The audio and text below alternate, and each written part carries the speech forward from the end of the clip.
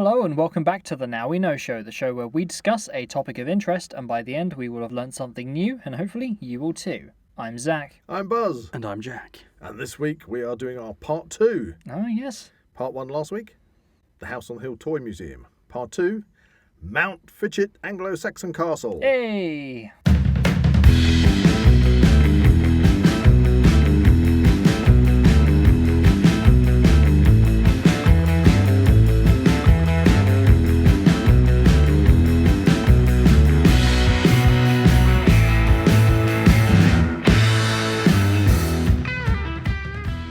If you enjoy the Now We Know Show podcast, support Zak Wylde Productions on Patreon or join our members on YouTube for early access, ad-free content and exclusive episodes. Okay, so as a little recap, we went out and did a podcast, and we did it in 2 segments. We went to visit the House on the Hill Toy Museum, which was last week's podcast. So if you haven't listened to that, go and listen to it. It's great. It's very much the part 1 of That part the 1 talk. Yes, because it was the same trip, wasn't it? Exactly. And obviously we went to just go and see the House on the Hill Toy Museum, but when we arrived, we found we had to Do the whole package. Basically get the whole package, yeah. get the whole package. So we got the bonus of going around Mountfitchet Castle. I'm glad we did. Yes, I'm very really, much so. I wasn't looking to do that, but I'm glad we did. So first question is, what is Mountfitchet Castle? Well, Mountfitchet Castle is an Anglo-Saxon castle, which is it's a reconstruction. But it's great. So a little bit of history on that, okay? It is believed to have been an early Iron Age fort and Roman, Saxon and Viking settlement. Artefacts found on the site from these periods have supported that. And then in 1066, the site was attacked by the Normans, and Robert Gernon, the Duke of Boulogne, built his castle at Mountfitchet, making it his chief seat and the head of his barony. Oh, that's a point. 'Cause yes, didn't we see like a reconstruction of that? Yeah, Big banquet table. and there is some evidence that Robert Gernon was a close relative to William the Conqueror, and that Robert Gernon, or Robert Gernon, as is referred to in the Domesday Book, came over from France with William the Conqueror and was rewarded with his lordship and several others in the county. The male line of the Gernon family continued for only 5 generations. The time of Robert Geron's death is unknown. William, his son and heir, dropped the name and took the name of Mountfitchet, which was used thereafter by the descendants. So there we are. So then it became known as Mountfitchet Castle. Nice. So we entered Mountfitchet Castle kind of through the back, didn't we? That's one way of putting Because it. there's the main entrance. Yeah. Because normally that would probably be the thing that you visit first, as opposed to the toy museum. You go in the main entrance, which is like when you go to any castle, cathedral, places like that. Yeah. You usually go through where you pay to enter, if it's a pay to enter place, and they always sort of kind of steer you round to leave through the gift shop. So that's kind of the setup. You go to the entrance, you pay for your tickets, and you go through the gift shop to get there, and you come back through the gift shop. But that's where we went to the toy museum. And when we went there before, when you were a little kid, you had to come back down the hill. Right. But they've now got a new entrance so that you can get into the castle from the toy museum. Which is, if you listen to the first episode, where the dinosaur would squirt you. It's basically, you'd have to avoid the squirting in order to get into If you haven't listened to that, we really do recommend it. Avoid the squirting in order to gain entrance to the Good, the castle. good You grief. don't want to get us soaking from the stegosaurus. Anyway, So- enough about dinosaurs. We found a back entrance. Yes. And we went in there. Now, there was immediately a section that wasn't there before. And what was that? Well, that was that kind of indoors place. Oh, yes. Yeah, there was like it was A almost mine? it was almost similar A to the mine? And they call it a mine? it was almost similar to the haunted house in the toy museum to an extent, where you could kind of walk around in the dark. A bit more informative and less jump scary. It was a kind of a wooden building with very small passageways through it. Yes. And then you could have these window areas you could look through into. It's very dim lighting. Yeah. Which we do have footage of as well. And it had descriptive audio telling you what was going on. Yeah. There's one point where there was like a bars across the floor, and there was a mannequin at the bottom, like That was towards the end of it. towards the end. That was quite cool. Looking up your skirt. I'll Yeah. definitely have to. I wasn't wearing squirts. I'll put that clip up. Squirts. You're not wearing a Sorry. squirt. Got a bit ahead of myself there. I think you was meant to be a miner down the mines. Wasn't Anyway, I'm going to put that clip up now. it? Okay.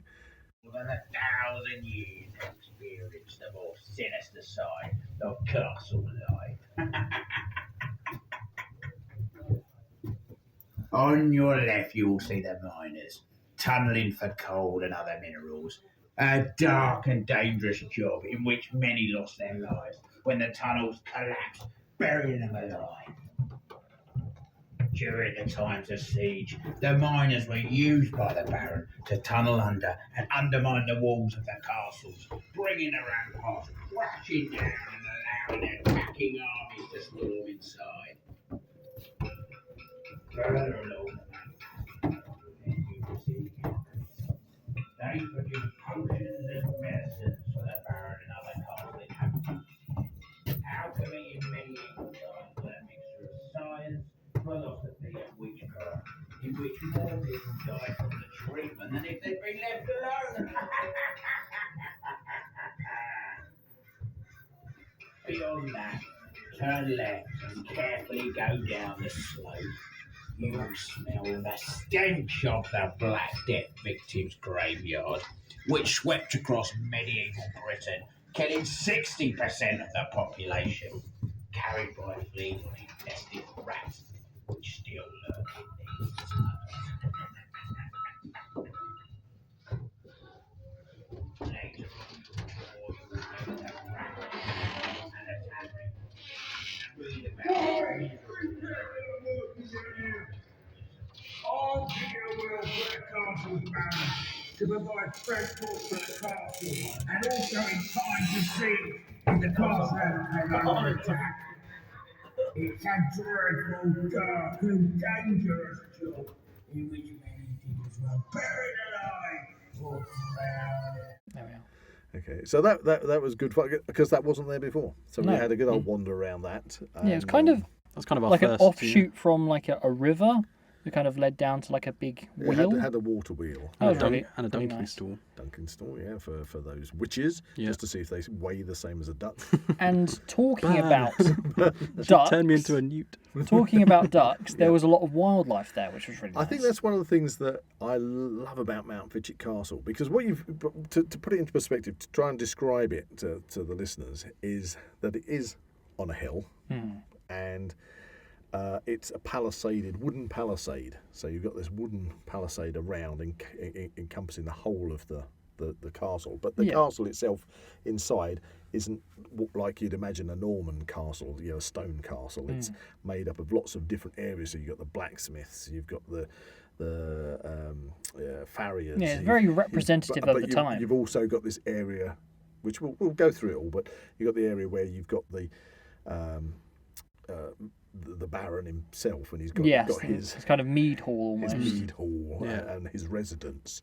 And so when we came in through that back entrance in there and past that interactive building, you ended up coming sort of like into the back of the castle compound. Yeah, Yeah, and we were it's kind of like the main village area. Yeah, but the great thing is, because it's been built over the years, and they've obviously extended it over the years, it is just, I mean, it's literally like walking onto a film set, isn't it? Yeah. You go to a lot of ruined castles, stone castles, and they're great, and there's some fantastic castles that are still in really good condition throughout the UK, but this one, it just has that atmosphere, doesn't it? Yeah. It's very very And- immersive, especially with the animals going Yeah, around. that's what I was getting to. You've got all these animals walking around. The first thing that came trotting up with all the goats.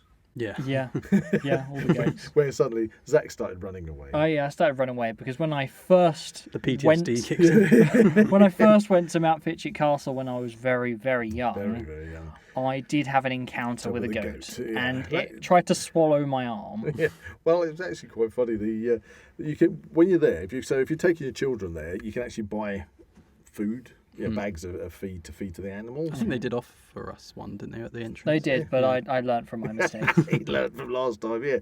So anyway, when we were there last time, we bought you some animal feed. Yeah. And And we came out of the castle palisade at the front, and the big slope going down to the gift shop. There was benches, and we were sitting on a bench, and I remember this white goat that was further down the hill. And you said, "Can I go and feed the goat?" So Zak ran off to feed the goat, and me and Tina were just chatting, and then we noticed that Zak's waving at us. So we were, he's having fun down there, he's waving at us. So we're just sitting there waving back at him, and he's more frantic, waving and waving. And then it was the sudden realisation that what had happened is he'd been feeding the goat, so putting his hand in the bag, giving it some food, and then it just said, "Well, I'm not having this, I'll just have the bag." But it went straight for the bag and your hand. And my hand. And it was chomping his whole arm down his throat. Yeah. So actually what he was doing, he was waving frantically with one arm while the other like arm was frantically in disbelief that I'm being swallowed by a goat. And it was like some realisation, and Dad comes running down there to extract his arm from this goat. And so, yeah, left you traumatised. Yeah. So, I have a very love-hate relationship with goats. Mostly hate. Yeah, so they taste nice though. It's true. And, That's the love part. So when we got in there, that was typical. All the goats came trotting up to meet you. Didn't they? Yes. Got Okay, unfinished just business. hands raised above the head. Yeah, Don't want any trouble here. I have no food. Yeah, please go away. But they got deer. They got the rabbits. Yeah, that was nice seeing the deer because Yeah. I can't remember that from the first time I went. Yeah, they've got deer that are walking around in there. And the peacocks. The peacocks. There was Yeah, a few there was this one kid who was kind of picking up all the peacock feathers. And, Yeah. do you remember that? He was kind of like putting them in his backpack. Yeah, he was wandering around. He was there quite some time because obviously you could just recognise the same kid with all these peacock feathers sticking out of his backpack. But yeah, I hope he'd been picking them up and he hadn't been plucking the peacock. Yeah, they have got that. It's been a year for peacocks. Yeah. All this summer we keep wherever we bumping go into to, there's peacocks. peacocks. We went to do a job at the house. There was a peacock sitting on the roof of the house. Yeah. I was driving. We went to the services the other day. Yeah. Along that road from, like heading towards it, Uh-huh. a peacock ran across the road in front of me. I was like, That's another peacock. And Another then, peacock. then we go in places and hear them in the distance. And you think, there's a lot of peacocks in the UK, or at least where we live, and at Mountfitchet Castle. and at Mountfitchet Castle. And anyway, so Let's do a peacock podcast. Do we have any peacock specialists? yeah, we need a peacock specialist. So anyway, so we're in the compound of the castle, and where we came in, they had a big rabbit warren. Did you notice that? Not so much. No? Oh, right. Well, that was one of the things that I was fascinated in, because they got this huge rabbit warren at the back of the castle. So where you went up and they had the cow sheds. And, Oh, right, yeah. I think Okay. they had a timber part where they were a log cutting pit with a saw, where somebody was in the pit and the saw going up and Yeah, down. we've got some funny pictures of that. And they and you've got a big rabbit warren, as I say, because that was one of the things you would do is when you had a settlement, you would have a rabbit warren within the palisade. And why would that be? Because obviously rabbits breed very quickly, so you've got An an immediate supply of food. food. Okay. but Agriculture. no, but it means that you've got food on tap. So rabbits, you can just let them run around, do their own thing, and when you want a rabbit, you can take a rabbit. Num. But what I will say about rabbits is there is a thing called rabbit starvation, where you can actually die from eating rabbits. When it used to be a thing, not a thing these days. I don't think this particularly comes up. But I mean, nobody really eats rabbits You can nowadays. die from eating rabbits. Yes. yes, So do they carry some kind of... no. It's because it was well documented at the time when the pioneers were in America, where people were trying to find the way across America and strike there, and you got the old mountain men trying to find their way out, and they'd find them with their journals, where they'd written the journals and they were dead, and they were, in the journals it would say that they were starving to death, yet in their journals they said there was a fantastic supply of rabbit, and they couldn't understand why. Put it simply, that rabbit starvation is that rabbit is a very, very lean meat. Right. Hardly any fat. So it doesn't have So much. it's just protein. Right. And what they were doing is, because they didn't have a very good understanding of what vegetation you could eat, they were literally just eating rabbits and starving themselves of fat, starving themselves of minerals and vitamins. see. And so they were giving themselves all sorts of different kidney problems and literally starving themselves to death because they were having a really high protein diet. So if you want to lose some weight, just eat rabbits. Just eat rabbits. So there you go. But that was the thing. But it's called rabbit starvation. But And now we know. now we know. But so it was really good to see that this rabbit warren was there, and it's a live warren in the castle. Yes. So they've got all the rabbits that are just doing what they would have done do their own from thing. centuries ago. Yeah. They would have done what we were witnessing, just having a rabbit warren and bouncing in and out and around about the place. So what were some of the main parts of that kind of main area? Because I know that we had a lot of fun with like the stocks. Yeah, there's a few stocks about that you Yeah, do. because you had the punishment pits, didn't you? Where people were chucked into a pit. Some skeletons. Some skeletons. There was also yeah. another. Did you go in that building? Because these are all wooden-built buildings, so wooden structures with thatched roofs. So it builds up this kind of idea of what it looks like. So these fantastic thatched roof buildings, all handmade. And there was one where somebody was being tortured in one of them. Yeah, over he was on like a wheel or something. Yeah, Yes, like a death wheel. And it was because if you'd been caught hunting, They had a bit of a recording about it that you'd have not like hands and stuff cut off. I'm not sure if they were like triggered by when you walked in, but it seemed like if you walked into one, it would kind of trigger the audio to play. I'm not sure if maybe it was just on a loop or something. I think it was motion sensors. Yeah, that would make sense because every time we walked in and there was no one else in there, it would kind of start the thing, which I thought was quite cool because you could walk in, have a look around, and then hear a little bit more about what the because structure it was a lot of mannequins in all these different kind of. And I think they were very well presented as Definitely, well. yeah. Some of them are a bit iffy sometimes, but they were well I presented. like the one with the arrow sticking out of him. Oh yeah, and the guy washing his hands of blood. Yeah. Oh, nice. Was that in the Nice wholesome one. Was that like in the barber surgeons? Was it? That was kind of out towards the back Right. sort of area. Oh, I must have missed that. But so you got all these areas, and we just happened to come in at the point where you had the stocks, and you also had the cage. Oh, I did go in the You cage. had to go in the cage and get hung You did. from a tree. We have got photo evidence of Zak. Well, I in the didn't cage. get hung from a tree, but I did go in the cage. I think there was one hanging from a tree, wasn't there? Yes, a mannequin. Yeah, there was a mannequin in it. So you got all the kind of like all the different trades that you needed. It was to very have, representative. because you had the say we've already mentioned the log and the plank splitters, and you had the blacksmiths, which was again great to see because all these things were all set out and they had fantastic displays and That's all the it, yeah. tools, and they had a fire going as well, didn't they? Yeah. In the main area, they had a fire that was ticking over, which gives you that wonderful smell. You came and you went, reenactment. Yes, that was the first thing I said when I Yes. first stepped into kind of the area. Because was the smell, that smoky fire smell. it really puts a living. It triggered a memory of Yeah. like going to reenactment events, which, funnily enough, we're actually going to. So this we've got coming week. Tewkesbury Medieval Festival. There you this go. I'll have to do a coming weekend. podcast on that. And so the displays were super great. And to a degree, there was a lot to kind of interact with as well.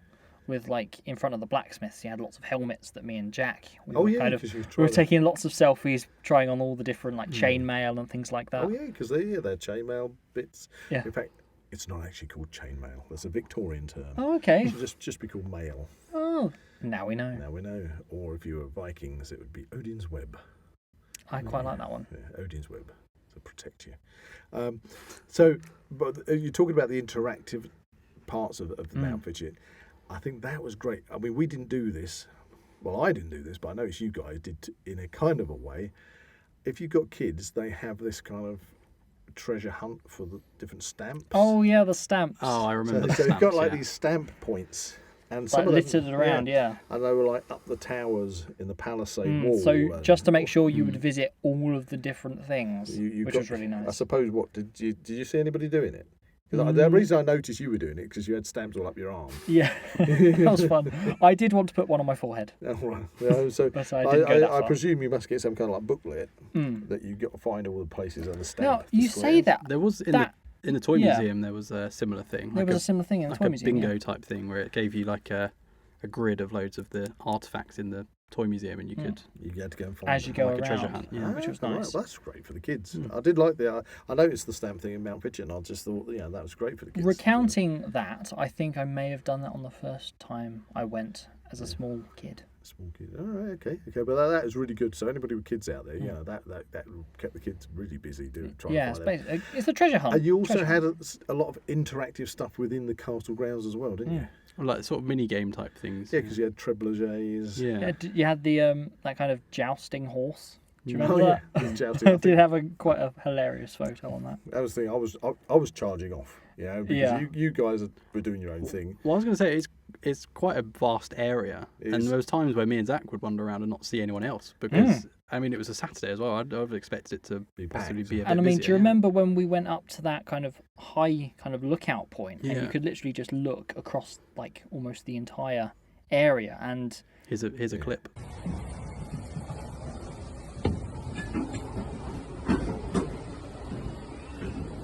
that's all you could see was just this fantastic landscape. Encampment, as I say, just like it was out in the movies. Yeah, and it would be a really good set actually. It would be a really good set. And if we had the budget. I was talking about that. Well, okay, so obviously we're filming Hartsfeld, The Identity Stealer, which is a fantasy indie independent film, and it's very low budget. But micro budget. Yes, it's set in the Anglo-Saxon / Viking period. If you want to listen to a podcast about film making on a micro budget, yes, we have done one. You're in the right place. Go and find it.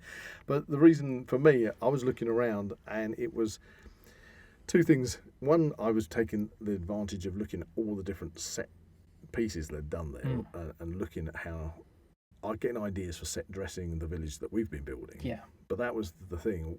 We've actually built a small Anglo-Saxon village for the film because of that reason. We wanted to go and hire out somewhere like Mountfitchet to use it as an actual a base film location. Yeah. Don't have the budget for it. Yeah, definitely. There's another village. It would have been lovely. There's another village amazing. called Westow, which is another similar type village. That would have been absolutely fantastic. But don't have the budget for it. So being me, being the Holland family as we are, it's like, okay, if we build it, they will come. They will come. So and Jack was been helping us over the past year, and we've built this Anglo-Saxon village, and it looks fantastic. And there's still a few bits and pieces just to do it, but mostly we're getting ready to set dress it for the filming. And so, that was the point. You say it was a film set, and Jack, you said it would be fantastic as a film set. Yes. Yeah. We had at one point thought about using that as a film set, but we just don't have the budget for it. But it is just so fantastic. I mean, as you get up one of those towers and look over the whole place, you can just imagine people walking about there. I wonder if they do any reenactment events there. I don't think I've been there when I've seen anybody doing any. Because that would have been really cool. That would have been something I would have said as possible improvement. Not improvement, but just a nice thing would be to have somebody like an interactor. Have kind of villagers walking around, kind of giving you information. But I suppose the mannequins do that. Yeah, they don't walk around. But who knows? Maybe they do. Have to have a look at their website, but maybe they do have events and things.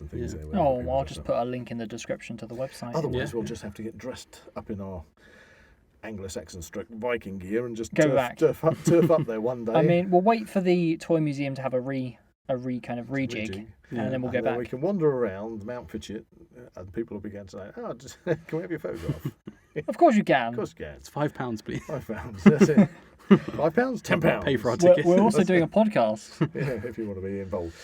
So we've got these wonderful, wonderful interactive things. But they had trebuchets. They had all sorts of different sort of. I know there was at least 3 different firing ranges that you could. Yeah, it was like a tennis ball catapult type thing. Yeah. Which kind of was that to kind of represent the trebuchet at all? Kind of. It was like a slingshot. It kept firing off to the left, I found. Yeah, it didn't really have much of an aim. It was for the kids though. It was quite a fun little thing. Oh yeah, but that's what I'm saying. It's more fun for the kids. There was also a kind of bit we stumbled across right at sort of the back corner, which was like a medieval herb garden. Oh yes. Which was quite a nice kind of miniature herb garden, which all sorts of different plants. Like old herbs and stuff. There's lots of information. Lots of information on the plants that were there, and a nice seating area, which was quite it was cool because it was kind of under trees. Was that over by the main manor?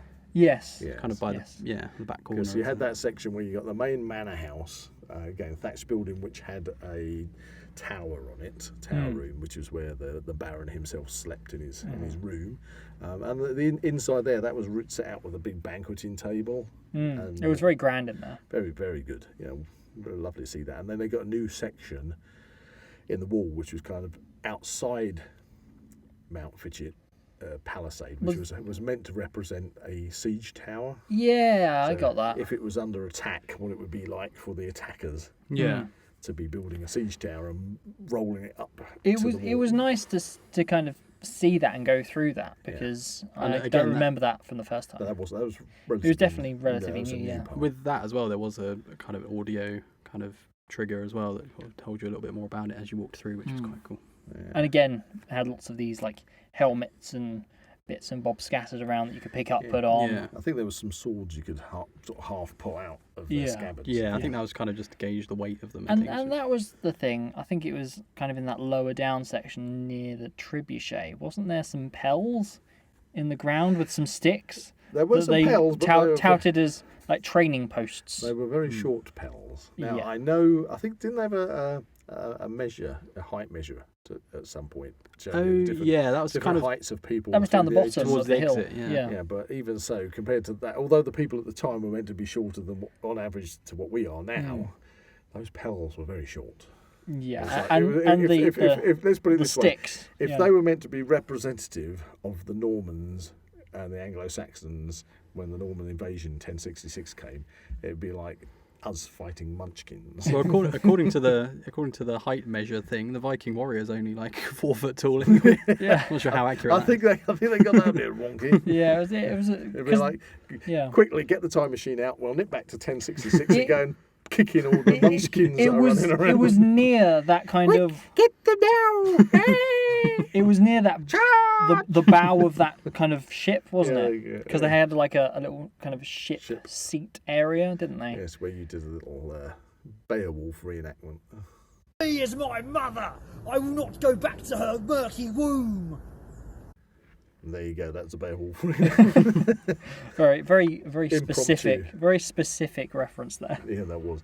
And it's just fantastic all round, I had an absolutely brilliant day. Mountfitchet Castle with all the it's just the interactive stuff and just the smells. There was so much to see. The immersion, I think, there was times where you could just be kind of lost in what was happening around. I think there was so much to see. So much to see. Because I've gone to an awful lot of what people would consider castles, and you go through the castles, and some of them can be just literally ruins, others can be in reasonably sort of preserved conditions, some of them can be still lived in castles, but even when you get to those stone castles that are in half decent conditions, it just tends to be well managed ruins, but they don't have, in general, having the amount of stuff that's at Mountfitchet, where they've got all those sort of interactive displays of daily life. I'd say you could get lost there. You could easily wander around there 2 or 3 times on any one occasion. And as a family, you could take a picnic. A picnic and literally make the day of it, because there's plenty of space to just sit down. So many benches and things to do that. You guys found a mine, if I recall. Sort of. Good grief, yeah. It was kind of just more of a wooden tunnel.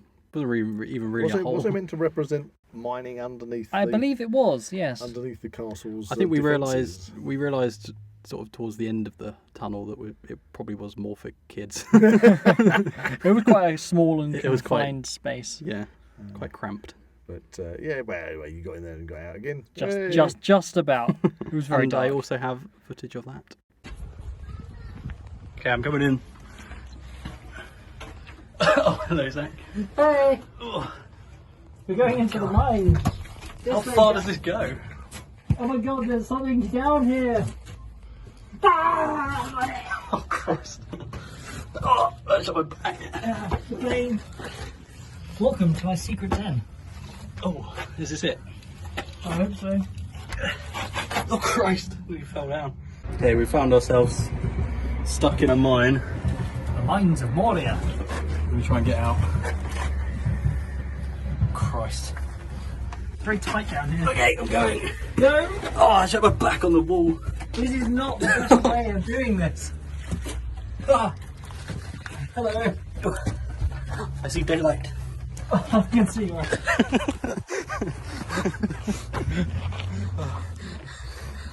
We made it. We're alive. So what would you say stands out as like your, The main wow factors of going there? Now, are we talking the whole experience, including the toy museum, or just Mountfitchet? I think since this episode is about Mountfitchet Castle, we'll just stick with Mountfitchet Castle at the moment. There was actually, what I forgot is they've got that grinder for the corn. Oh, I remember that. Yeah. Yes, because I remember somewhere I've got a photograph of you as a little toddler. Yes. It was like on it's Conan, the Wheel of Pain, And, then And we did recreate that. we recreated it, got a picture. And that brings up a memory. Don't you remember that I think the reason we went there initially as a kid was to kind of make a school project? Yes, you did a school project. All about Anglo-Saxon Put some life. pictures and stuff together on this massive kind of cardboard Yeah, it was a display. frame. Yeah. Display for And one of your I school got projects. top marks on that. So I was pretty happy about that. There you go. So anyway, back to my question though. Within Mountfitchet Castle, what's your highlights that stand out? I'd probably say I really quite enjoyed the very first bit we went to, the dark side of medieval castles. I think they mentioned with all the pits and things. Pits and Yeah. and the skeletons. I like seeing the animals, kind of that added to the sort of immersion. Yeah, the live animals was great. Yeah. I like the cage. You like being in the cage. That says more about you than we should know. Yeah, that's going down the wrong. Should probably leave that there. The interactive parts, like all the stocks everywhere, I think because I and the helmets. to my and stuff, that were memory, really good. I don't really have any memory. I've possibly been there as a kid. I'm not sure, but just being able to explore it and not really know much about it beforehand, and just sort of see how far it goes. And Yeah, because you were fixed to no kind of time frame or anything. It wasn't like an allocated hour or something to see the entire thing. It was just you've paid for the experience. You can spend the entire day there as long as you want. And similar to the toy museum, I'm sure you could probably go back and see things again that you probably didn't. Well, as we say, the example of that would be the siege tower. That wasn't there the first time we went, and now, we've gone back. There's a siege tower. Even all the audio clips and things that you probably don't get a chance to listen to, every single one of them, you could go around and listen to those and get more insight. So. I mean, I love the whole thing. And I took so many photos, which are going to be...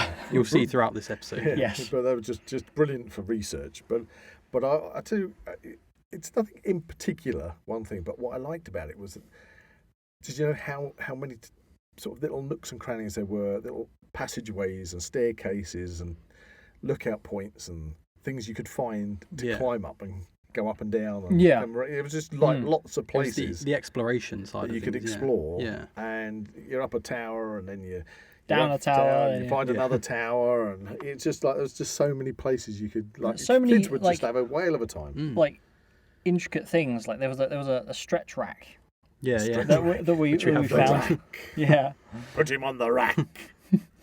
And again, they had that toilet you sat on, and we took some of our other hilarious photos. of me sitting on the loo. Q1 now.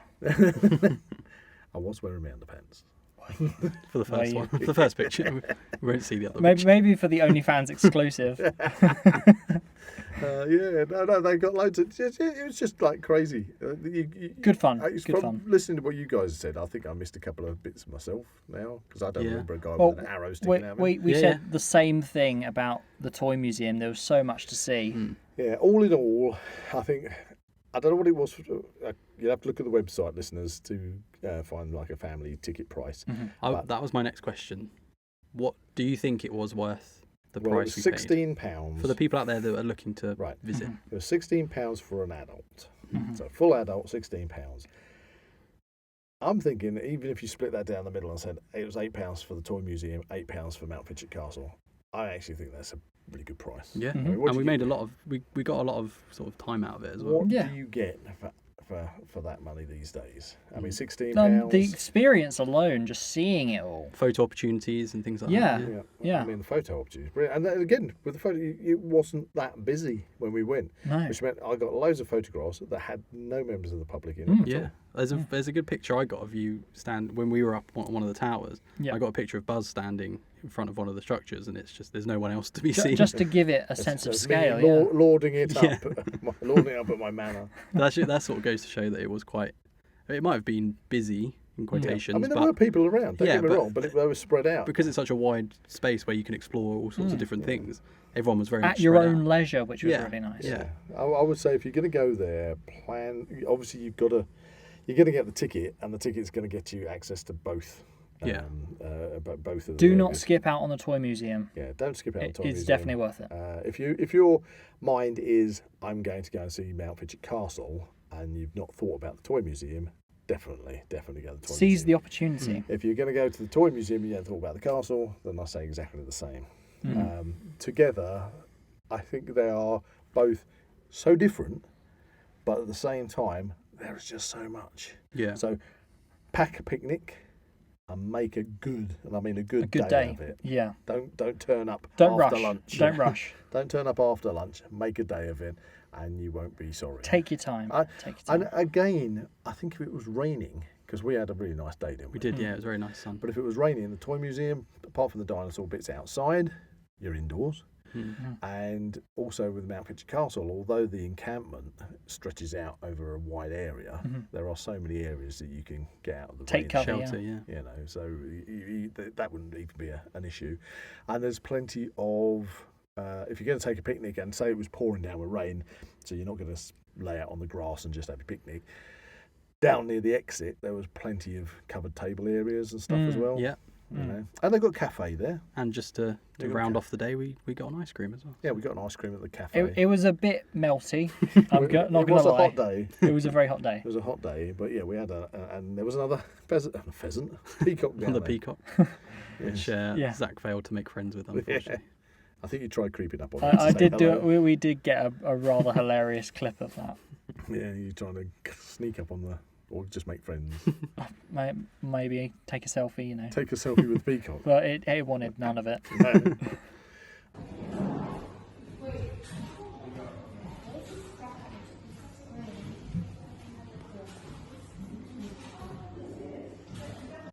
And yes, and they have got some lovely fallow deer there as well. Yeah, I think I mentioned that earlier. Which I got a photograph of. So Did you? Did you get a good picture? Cue photo of fallow deer. Because when we initially went there, they were there and we saw them and we looked to people were go and feeding see them, them. weren't they? But when we actually turned up to see them, they'd kind of gone and wandered hidden off away. into the forest. Yes. Yeah, because there's a bit of woodland around the side of the castle area. Yeah. So overall, it was a splendid day out. It's a fantastic day out. And well worth going over to Mountfitchet Castle and the House of the Hill Toy Museum over near to Stansted Airport. Yes. So if you are within a decent distance, I would definitely recommend visiting. Yes. I think I did mention it to somebody at work and they are planning a trip there, Nice. which is quite fun. Hopefully you can persuade them to listen to this podcast. Oh, yeah. And if they watch it on YouTube, they can see some of the footage and videos. That said, I think they are a bit annoyed with me that I'm having next weekend off because they wanted to go to a Brazilian party, thing down in. Party? They were going to a party where they all got Brazilians. No. Sounds like my sort of like a parade in London. Somewhere. Oh, you mean like a Mardi Gras thing? fiesta. Yeah, something like that. Like, I think it's next Sunday, but sorry, you got to go to Battle of Tewkesbury. Sorry, Tewkesbury and poke some Lancastrians. Yeah, with your pole arm. Does the castle or the surrounding sort of attraction have any sort of form of social media or websites that we can direct people to? I think so, but Just to get some more information. Yeah, I'll put a link in the description. Yeah, the castle itself, Mountfitchet Castle, has got its own website, so yeah, they can get all the details from there. Nice. Okay, so to round off this spectacular episode, it's time for two-parter. The two-parter. It is time for, you guessed it, Quote of the Week. Quote of the week. Are we doing the song? Quote of the Week. It needs a jingle. Quote of the week. Quote of the week. Quote of the week. Quote of the week. Anyway, quote of the week is something. Something. So does somebody have a quote? Well, I don't actually know this, so I'm going to jump in because being that it's Mountfitchet, Anglo-Saxon, I thought I'd go for an Anglo-Saxon quote. Fair Are you enough. going to read it in Old English? No. Oh. No. Well, I'm going to read it in English. Let's put it Okay. that way. And I am old. So kind of old English, yeah. Okay, so my quote is, there is no greater will on earth than the will to survive. And that's an Anglo-Saxon quote. And if you need any podcasts on survival techniques, Ooh. you're in the right place. Don't tempt us. Don't tempt us. I like Anybody that. else? Come on. Who's Will? Is anybody else going to... Well, that's the thing. You keep mentioning Roger when we use radio mics and Yeah. things, and like you go Roger, and it's Roger. I always go copy and things. So. Copy. Should we give the audience a sort of teaser as to what to expect from the next sort of few episodes, maybe? What have we got planned coming up? Well, we've got some stonking things coming up. This think is true, but I don't quite know exactly which order they're going to come out I don't know in. which order they're going to come out in, but I know that there's one that we've kind of discussed a bit about, and that's going to be on the topic of robotics. Yeah. So we're going from the past to the future. Yeah. Well, there's a lot to talk about robotics at this present moment in time. We did an AI podcast Yes, already. and that was very, very popular. And the AI, obviously, is all part of the expanding universe of robotics. A robot comes from the Slavic term slave. Slave. And of Call course, back to the World's Call End. back to the World's End This episode. This episode is just full of callbacks. So we are going to be doing an episode on robotics, yes. I do love the fact that we've got to that point of like podcast saturation that we can reference our own podcasts. Yeah. And we've got, we want to get Glenn back in for some more cryptozoology. I know he wants to do the Jersey Devil, and Mothman. And I want to do the Rake. The Rake, what's that? Ooh, this Well, is- I guess we'll Well, find we'll out. find out. It's a Don't little teaser for you there. Spoilers. Mm. We want to go on a live ghost hunt with I'm looking forward Mickey. to that. Yeah, Looking yeah, forward that to would be fun. And we've got so much more because we've got loads of prepping ones to do and things. And if there's any subjects that you guys would like us Please, to cover, Please maybe, get in comment below. contact, comment below. We're happy to cover most Mo- topic mo- within reason. most And things. it's about, so we're also overdue to revisit the superfans as well. Oh yeah, Yes. we've kind of got in contact with a lot more kind of Doctor Who. Any super people. fans out But there? I'm still looking for a dinosaur expert. Yes. I need a dinosaur. Anyone, How's if it you go? are a Richard dinosaur. Oh my God, it's a dinosaur. Yes, yes. And on that note, I think we should. Can we visit Jurassic Park? It's too hot in here. We've all gone crazy. Yeah, I think we should leave it there. Yeah, because that's basically going to be, if we ever covered dinosaurs, we're just going to talk about Jurassic Park. Probably. Because that's the extent of our knowledge. Well, that's what I need to. And see, that's one of the questions. I need a dinosaur expert to say, is Jurassic Park a good, Representation. of real dinosaurs? Well, apparently the one As that far as goes paleontologists think. like the. I'm The sorry for the Dilophosaurus. audio listeners Sort it can't out. see my action. Yeah, he's kind of. Apparently that's actually very small, not as big as it is in the film, Oh, and they okay. don't spit. And that thing's a fake. So- It doesn't. Well, So okay, what- but my question would be to a dinosaur expert: how would you know? Let's just do dinosaur spit. podcast now. No, It's a three-parter. No. Okay, we're We've got gonna- a lot to come. We're going to listeners. draw it to a close there. Lot to do. But for now, I think it's time to say our farewells for this week. Oh, that sounded quite somber. If you enjoyed this podcast, please like and subscribe to this channel and comment below any suggestions of topics or activities you'd like to listen to in future episodes. That's goatee PTSD goodbye from Zak. Dear. That's a rusty helmet goodbye from Jack. Ah, Vikinger! Goodbye from Buzz, because I don't know what Anglo-Saxons would have shouted.